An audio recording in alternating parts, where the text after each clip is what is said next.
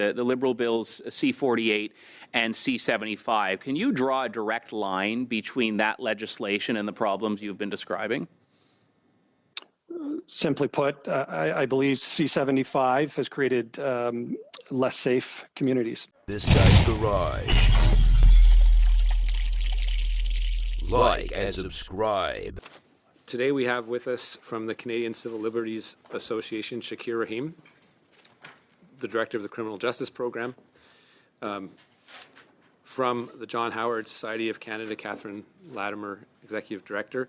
And online, joining us remotely, Chief Marc Roskamp from the St. Thomas Police Service. I'd like to start with you, because we heard witnesses earlier in this meeting say that the instances of criminals committing crime on bail are outliers. That was the exact word that one of them used. That when criminals commit crimes on bail, they are outliers. Is that your experience on the ground as a police officer, Chief Roskamp?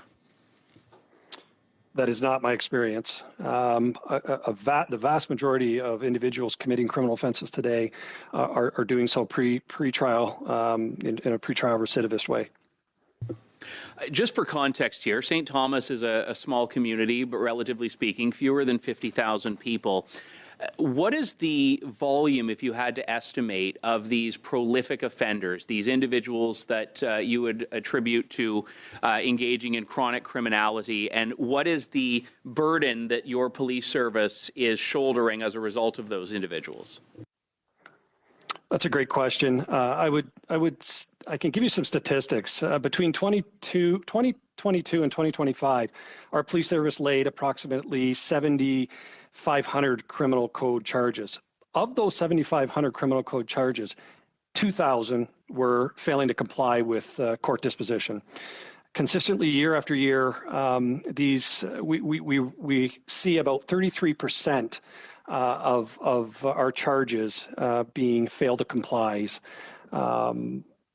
We have numerous individuals in our community, whether it's intimate partner violence or whether it's chronic criminality from small petty theft, petty crime, up to homicide. We're seeing fail to comply as a major pressing point, and individuals, offenders, understanding the legal system well, they know that bail conditions are rarely enforced.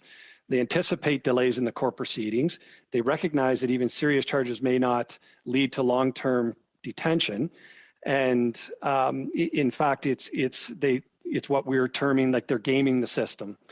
And so I think that, is there any other areas you'd like answered in regards to that, Mr. Lawton? I think you've addressed the question very well there. What I'm trying to get a sense of is, and you've indicated it there, so nearly 1/3 of all the charges you laid in that particular period of time were bail violations. Correct. So explain to me, if you can, Chief Roskamp, the effect this has in particular on smaller communities, because I know historically, 10 years ago, for example, before the Liberal government formed, there was an attitude in St. Thomas and communities of similar sizes across the country that basically these were all big city problems, and now we've seen this trickle down. So what is the effect on your resourcing, given that you are so comparatively smaller than the Torontos and the Vancouvers of the country? This is a great question. The rise of violence and chronic criminality in small communities, it has far-reaching effects, and it creates widespread fear and trauma in communities and undermines the safety, a sense of safety of our residents. Violent incidents can reduce investment. It can harm tourism. It can increase municipal budgets. It increases municipal budgets, my budget as a police service. And over time, the community's identity shifts.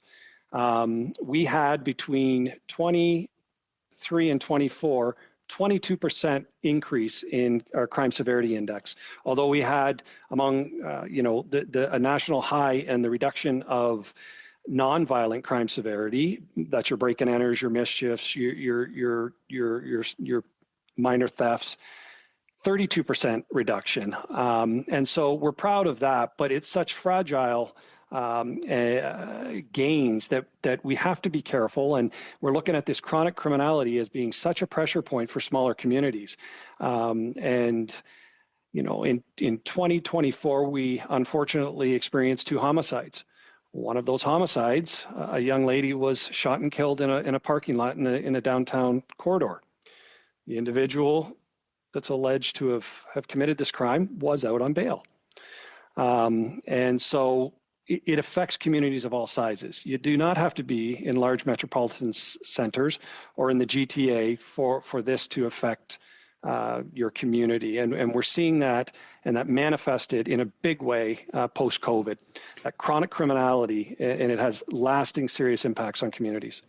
You mentioned, Chief Roskamp, in your opening statement, 2 bills specifically, the Liberal bills C-48 and C-75. Can you draw a direct line between that legislation and the problems you've been describing? Simply put, I believe C-75 has created less safe communities, is my opinion. Near 30-year career in policing. Releasing individuals at the earliest opportunity with the least onerous conditions has gone too far. It does seem as though almost every individual who faces the court system is released. And to be quite honest, offenders know this, and that's part of the gaming that's occurring today, and that's real. Our main criticisms of C-75 are that it removed tools that allow judges to account for long-term criminal history and compliance behavior, resulting in more frequent releases. 48 was a step in the right direction, but it had gaps. It didn't allow for judges to consider anything beyond 5-year limitations with regards to prior convictions. And so we're left with the position we're in now. All we're asking for is better court-level decision-making frameworks, among other areas, and I can get into those if you'd like. With regards that'll to our have to be with another member of Parliament. Thank you for your time, Chief Roskamp. From your perspective, why is it so important that Parliament keep its focus on evidence-based reforms rather than slogans? Because that is actually what is going to lead to an improvement in public safety. To simply not look and collect the data about the patterns we have seen means that adjustments to the bail system won't be able to be properly assessed or implemented. And, the Senate Committee on Legal and Constitutional Affairs, in its study of Bill C-48, made this exact point. They said it is time, long past time, for us to collect data about the system.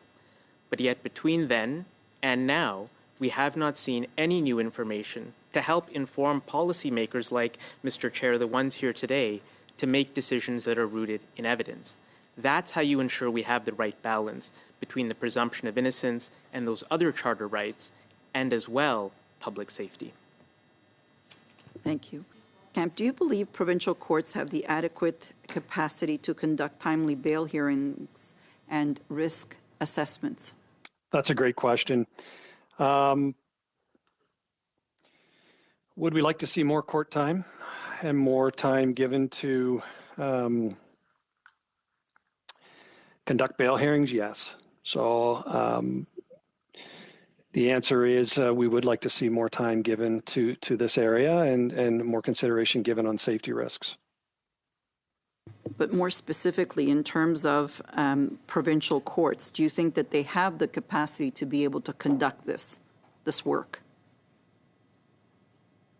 There's always room for improvement in that area. Okay, what would you suggest? What would be your recommendations? Well, I would suggest that more resources be put towards our provincial courts, more judges, more Crown attorneys, perhaps longer hours in courts. So do you believe that this is a joint effort with regards to different levels of government, provincial, municipal, and federal? Yes, I do. Okay. I'm going to go back over to you, Ms. Latimer. Public confidence in bail often comes down to whether conditions are enforced properly. Based on your experience, what steps would strengthen the system so that people released on bail are supervised consistently and safely? I think there's a lot of challenges with the enforcement of the conditions, the sureties, who's monitoring the sureties? Do people actually lose their money if they do not adequately discharge their responsibilities? And monetary sureties do have a very strong class bias in that those from less affluent positions are less able to enjoy the liberties that others equally entitled are enjoying. So yeah, I think there needs to be a reworking of bail supervision capacity so that those who are released on bail are adequately supervised and supported so they meet those conditions.